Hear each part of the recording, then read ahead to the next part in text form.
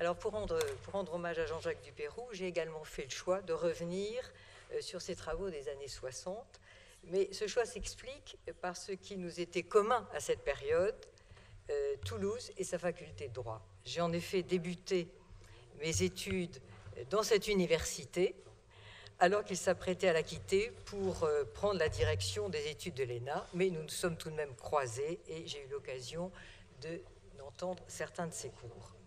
Alors du coup, par fidélité à Toulouse, j'ai réouvert le rapport que Jean-Jacques Dupeyroux était en train de rédiger au moment où il a quitté Toulouse, et c'était un rapport qu'il rédigeait à la demande des communautés européennes.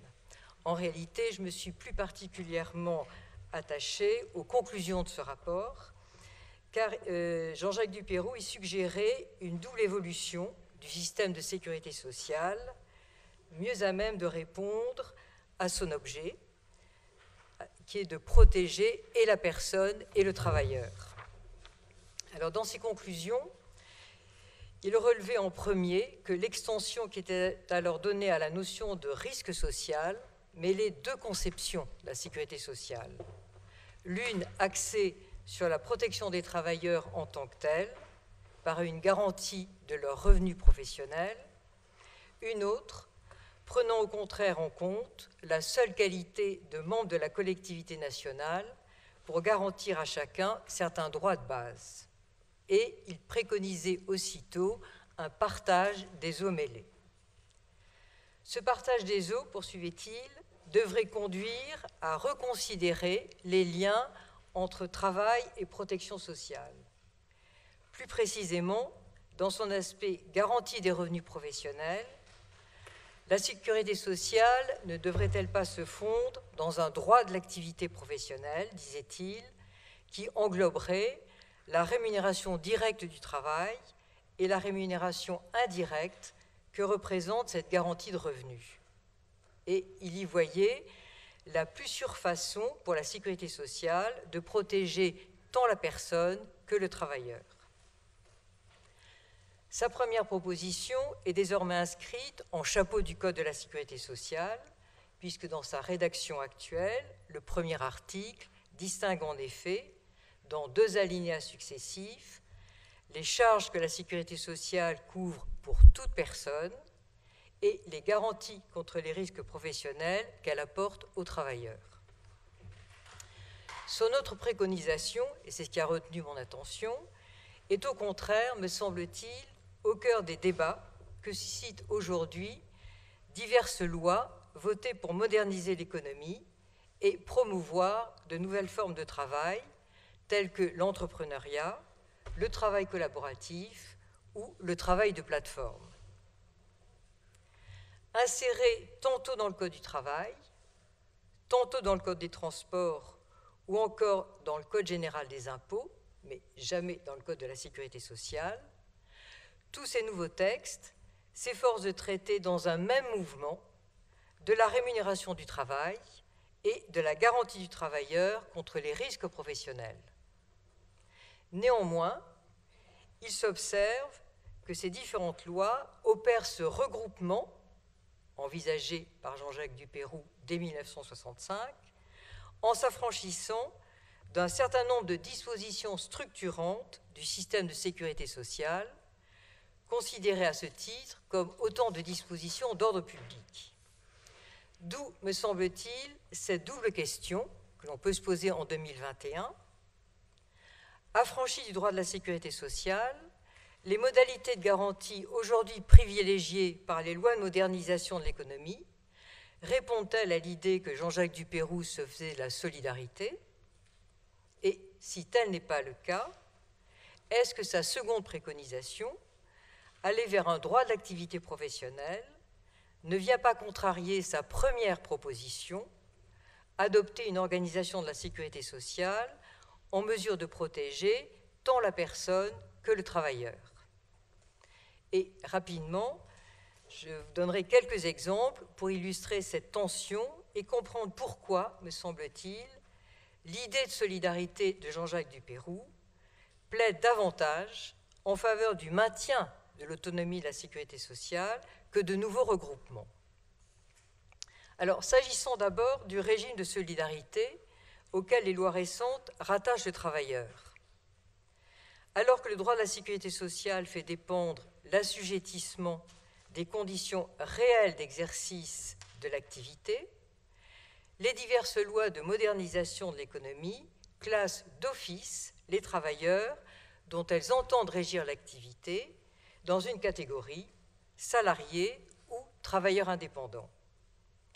Ainsi est-il décidé par le Code du travail que le travailleur qui trouve lui-même ses clients et négocie avec eux les conditions et le prix de sa prestation n'en a pas moins la qualité de salarié s'il confie à une entreprise de portage le soin de jouer le rôle d'un employeur à l'égard de sa clientèle, comme des organismes tiers tels que le fisc ou la sécurité sociale, ou s'il devient membre d'une coopérative d'activité et d'emploi. À l'inverse, d'abord dans le Code général des impôts, puis dans le Code du travail, le travailleur qui utilise une plateforme pour entrer en relation avec des clients est réputé avoir choisi le statut de travailleur indépendant, quelles que soient ses conditions réelles de travail. Or, pour reprendre une formule de Jean-Jacques Dupeyroux, la qualification ne saurait trouver en elle-même sa justification.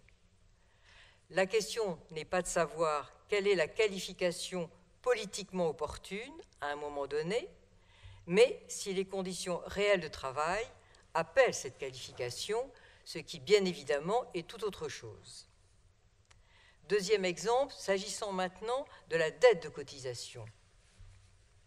Aussi bien dans le cas du portage que des coopératives d'activité et d'emploi, bien que le travailleur soit considéré comme ayant la qualité de salarié, les textes rompent avec le principe général de répartition des charges sociales entre employeurs et salariés pour décider que toutes les cotisations et toutes les contributions sont entièrement supportées par le travailleur. À cet effet, il est précisé que l'entreprise de portage ou la coopérative met en place et gère pour chaque entrepreneur salarié un compte d'activité sur lequel sont déposés les versements effectués par ses différents clients et dont sont aussitôt soustraits le montant intégral des cotisations et contributions sociales ainsi que les frais de gestion destinés à rémunérer les services d'intermédiation rendus par l'entreprise de portage ou la coopérative, notamment auprès des organismes de sécurité sociale. Alors, bien sûr, à la différence du travailleur indépendant, cet entrepreneur salarié bénéficie des prestations attachées au salariat, et notamment en matière d'accident du travail et de chômage. Il n'en demeure pas moins qu'en dispensant l'entreprise de portage de toute contribution au financement de cette protection, alors que l'activité déployée par les travailleurs qu'elle porte constitue sa raison d'être et qu'elle en tire profit, le législateur perd de vue la dimension commutative, rappelée tout à l'heure, de la garantie de revenus, souvent soulignée par Jean-Jacques Dupeyroux, une garantie contrepartie de l'apport du travailleur. Oubliant cette dimension commutative, les textes récents privilégient une approche purement économique qui ne voit dans les cotisations qu'une composante du prix auquel le service est offert sur le marché. Et l'observation vaut aussi pour les coopératives d'activité et d'emploi, mais pour des raisons différentes. En faisant supporter à chaque entrepreneur salarié le coût de sa protection sociale, le législateur retient une conception pauvre de l'économie sociale, mutualisation des services, sans solidarité face aux risques. Enfin, dernière illustration, la protection concerne la protection contre les accidents du travail. Le décrochage par rapport au droit de la sécurité sociale concerne cette fois les travailleurs de plateforme. D'abord dans le Code général des impôts, puis dans le Code du travail, ces travailleurs sont réputés être des travailleurs indépendants qui entretiennent des relations de nature commerciale avec les plateformes. Pour autant, lorsque la plateforme détermine les caractéristiques de la prestation et son prix, c'est-à-dire lorsque le travailleur, en se connectant, intègre un service organisé par la plateforme, le législateur attribue à cette dernière une responsabilité sociale dont il précise ensuite la teneur. La protection en matière d'accident du travail vient en premier. Néanmoins, bien que ces nouvelles dispositions s'appliquent à des situations de travail qui, objectivement, répondent à la définition du travail dépendant, comme on en atteste d'ailleurs les décisions rendues par les plus hautes juridictions, le Code du travail aménage un mode de garantie complexe qui, ici encore, s'affranchit des dispositions du Code de la sécurité sociale. Premier temps, réputé indépendant, le travailleur est libre de s'assurer contre les accidents du travail. S'il fait ce choix, la plateforme prend en charge la cotisation correspondant à cette assurance à la condition que le travailleur réalise un chiffre d'affaires suffisant sur cette plateforme. Deuxième temps, en compensation de cette obligation financière, la plateforme a la faculté de prendre la main sur l'organisation de cette couverture en souscrivant auprès d'un assureur privé un contrat de groupe. Seule contrainte fixée par la loi, s'agissant des termes du contrat, souscrit pour le compte des travailleurs, ce contrat doit comporter des garanties au moins équivalentes à l'assurance volontaire que leur propose le Code de la sécurité sociale. Ce que l'on constate, c'est que la protection des travailleurs de plateforme est ainsi ramenée à une pure technique d'étalement du risque entre un groupe d'assurés et, à ce titre, considérée comme susceptible d'être mise en œuvre aussi bien par un assureur privé que par les institutions de la sécurité sociale. Alors, certes, à l'image du financement des accidents du travail, le paiement de la cotisation d'assurance incombe à la plateforme en raison de son pouvoir d'organisation. Mais, à la différence de la législation sociale, cette obligation financière est dissociée de toute obligation patronale de sécurité. Est ainsi perdue de vue toute fonction de prévention du paiement des cotisations.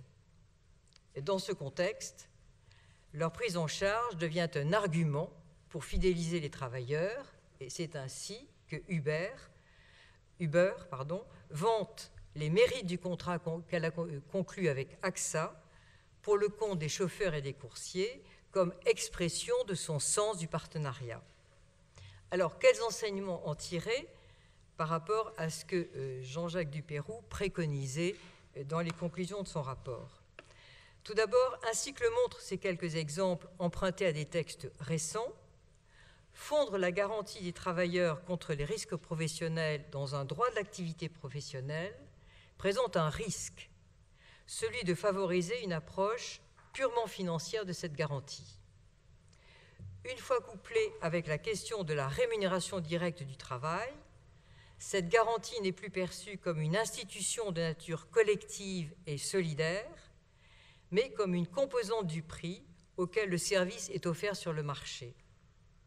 Chemin faisant, l'autonomie conceptuelle du droit de la sécurité sociale s'estompe, alors que la pleine réalisation du premier article du Code de la sécurité sociale suppose bien au contraire de veiller au respect de cette autonomie, comme l'a souvent souligné Jean-Jacques Dupeyroux. Alors, est-ce à dire que le droit de la sécurité sociale serait dans l'incapacité de saisir les transformations contemporaines du travail? Non. Mais les réformes qu'appellent ces transformations devraient être pensées à partir de la théorie générale de la sécurité sociale, telle que Jean-Jacques Dupeyroux s'est employé à la formuler, et non dans le sens inverse. Est-ce à dire que l'idée de droit de l'activité professionnelle n'est pas pertinente? Non. Mais sans doute faut-il le penser autour de l'idée de liberté plus que de rémunération du travail. Voilà les quelques observations qui me sont venues en relisant ce rapport. Je vous remercie.